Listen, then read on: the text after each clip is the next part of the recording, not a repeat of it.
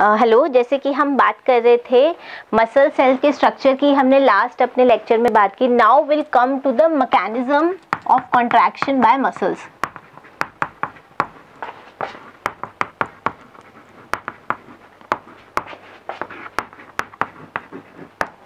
तो सबसे पहला क्वेश्चन ये आता है, first question which arises is when the muscles will contract.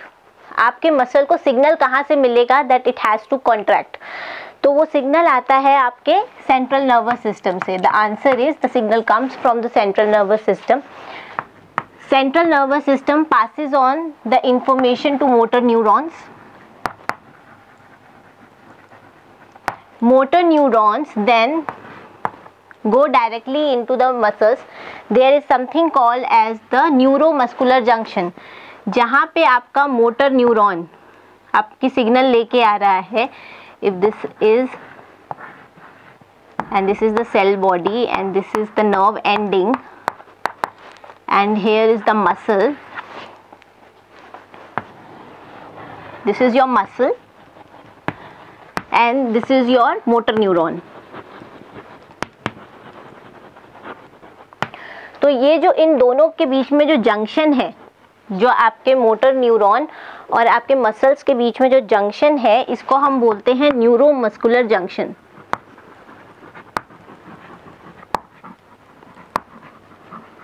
तो क्या होगा यहाँ पे आपके जो ये न्यूरोमस्कुलर जंक्शन है, इस पे ये जो आपकी नर्व एंडिंग है, ये आपके रिलीज करेगी neurotransmitter.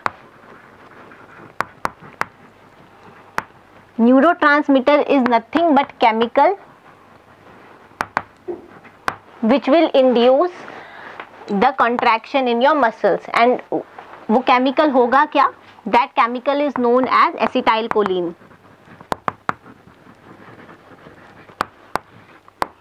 So as soon as the acetylcholine will attach to the muscle cells, तो जो आपके ER जो कि आपका प्रेजेंट है in the muscle cells which we call as the sarcoplasmic reticulum, उससे आपका कैल्शियम आयंस जो है वो रिलीज होंगे।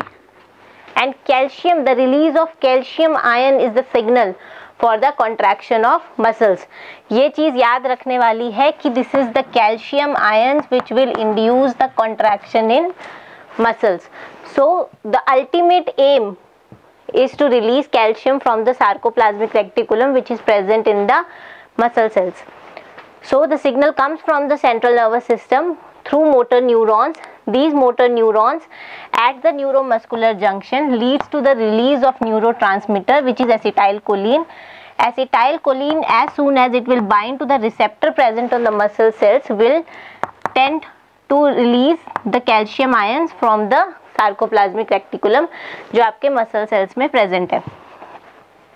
नाउ अब आपका कैल्शियम आयन रिलीज होगा तो क्या होगा? जैसे कि हमने बात की थी, आपका एक्टिन जो है it is made up of, you have F protein which makes up the actin filament, उसके ऊपर आपके ट्रोपोमायोसिन है and then you have the troponin. Troponin की आपकी 3 सब यूनिट्स है, ट्रोपोनिन ए है, ट्रोपोनिन आई है एंड ट्रोपोनिन सी है।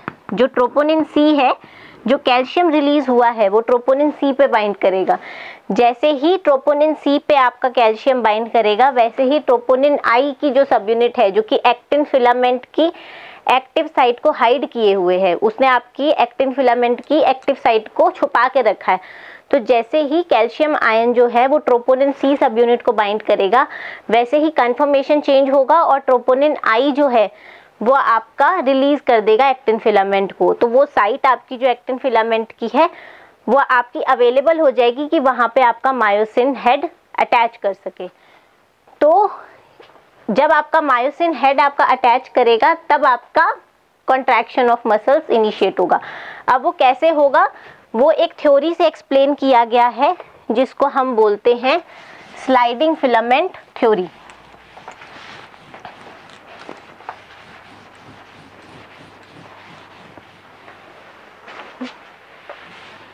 So that is called as the sliding filament theory.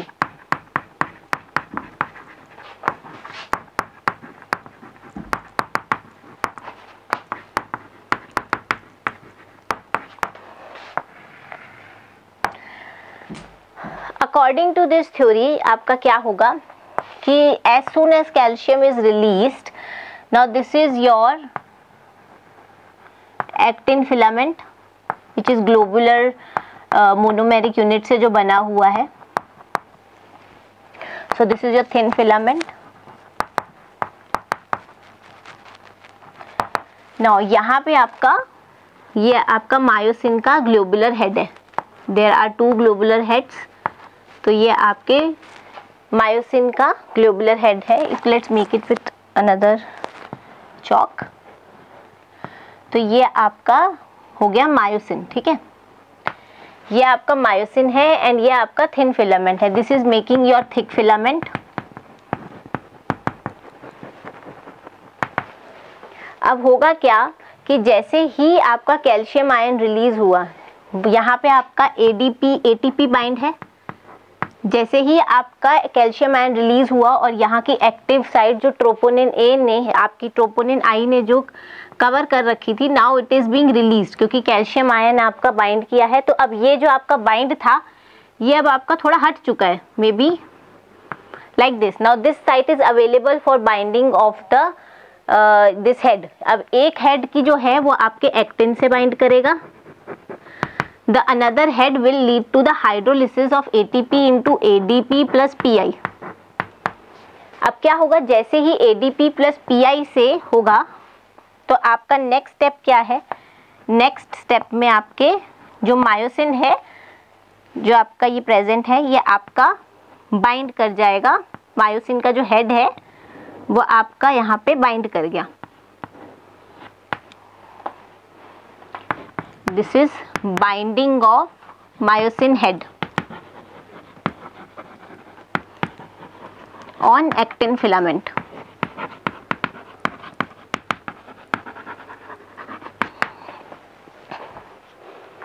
अब नेक्स्ट क्या होगा, अभी ये बाइंड हुआ है. Next is step is your cross linking. ये जो भी आपका मायोसिन है इसका हेड जो है, now it will formally attach and which we called as the cross linking between actin head, between actin and myosin head. तो फर्स्ट स्टेप क्या है कि आपका ATP जो है वो ADP प्लस PI में चेंज हुआ है and this ADP plus PI जो है वो यहाँ पे अटैच्ड है. This will remain attached. Now next step would be कि जैसे ही अब आपका ADP प्लस PI रिलीज हो जाएगा तो दोबारा एक नया ATP आके बाइंड कर जाएगा एंड फॉर दैट टाइम आपका जो ये फिलामेंट है, एक्टिन फिलामेंट और मायोसिन हेड जो है वो आपका डिटैच हो जाएंगे.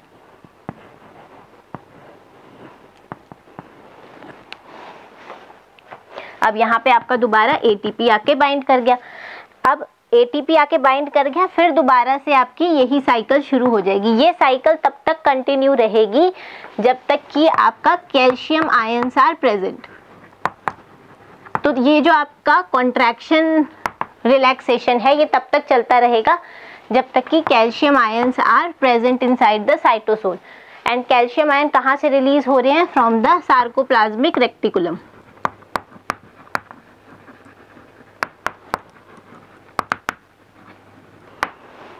तो सबसे पहले जैसे ही कैल्शियम आया उसने आपके ट्रोपोनिन C पे बाइंड करना है. ट्रोपोनिन C पे जैसे ही वो बाइंड करेगा वैसे ही जो ट्रोपोनिन I जो इनहिबिटरी सब यूनिट जो एक्टिन को बाइंड किए हुए है वो वहां से हट जाएगी.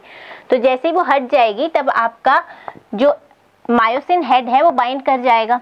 तो उस टाइम पे जो मायोसिन हेड है वो ATP को हाइड्रोलाइज करेगा into ADP plus PI because myosin के पास आपकी ATPase एक्टिविटी भी है.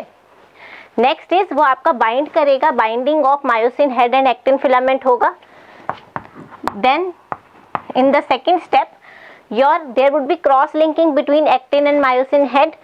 then again आपका जो ADP plus PI है वो attached है. थर्ड उसमें जो आपका ADP plus PI जो attached है वो आपका निकल जाएगा and again new ATP will bind and उस टाइम पे your actin will be free.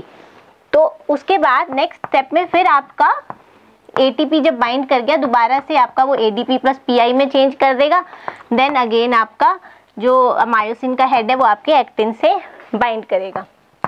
So this is basically known as your sliding filament theory, कि किस तरीके से आपके जो मायोसिन हेड है वो एक्टिन फिलामेंट्स पे स्लाइड करते हैं। तो एज इन इस पूरे प्रोसेस में होगा क्या, जब आपका ये पूरा स्टेप होगा तो उस टाइम पे जैसे कि मैंने आपको बताया कि आपका जो मसल्स हैं उनके अंदर ये Z लाइन है, this is the Z line. यहाँ पे आपके एक्टिन फिलामेंट्स प्रेजेंट है एंड बीच में आपके थिक फिलामेंट्स प्रेजेंट हैं जो कि आपके मायोसिन के हैं।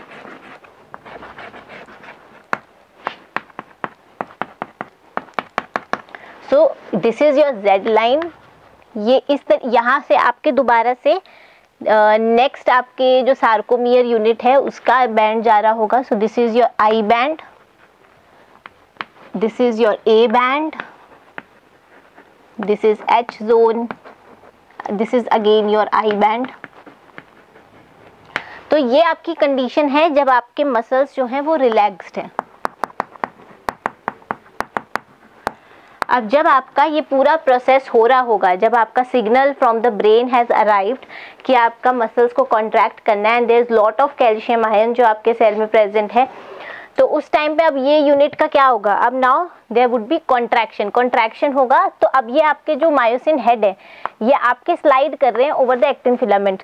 तो ये जो फिलामेंट्स हैं they will come close, the actin filaments will come close. तो ये जो I बैंड की जो विड्थ है वो आपकी कम हो जाएगी। सो जब आपका कॉन्ट्रैक्शन हो रहा होगा तो ये आपकी अगर Z लाइन थी तो Z line is here only, but जो आपके अब ये एक्टिन फिलामेंट्स हैं ये अब आपके कॉन्ट्रैक्ट करेंगे, तो जिसकी वजह से आपके जो ये I बैंड है इसकी थिकनेस अब आपकी कम हो जाएगी। So the thickness of the I band will decrease on contraction.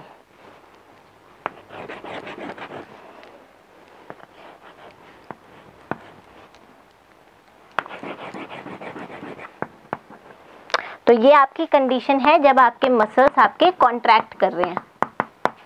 जब आपके मसल्स रिलैक्स हैं तो ये आपकी I बैंड की नॉर्मल थिकनिंग है, लेकिन जब आपका ये अब आपके क्या हो रहे हैं, ये आपके जो हेड हैं ये स्लाइड कर रहे हैं, तो स्लाइड कर रहे हैं तो ये जो एक्टिन फिलामेंट है ये इस तरीके से पास में आएंगे।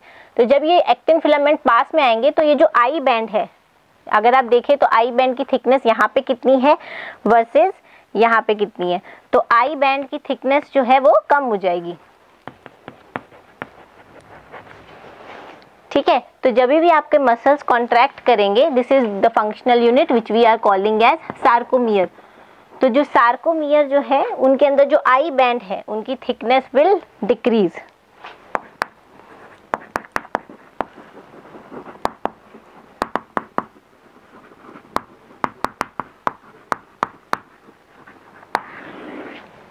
सो this is the overall summary of the sliding filament theory कि आपके मसल सेल्स के अंदर कॉन्ट्रैक्शन होती कैसे है।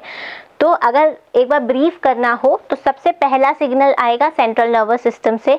सेंट्रल नर्वस सिस्टम में न्यूरोमस्कुलर जंक्शन पे आपका न्यूरोट्रांसमीटर रिलीज होगा जो कि एसिटाइलकोलिन है।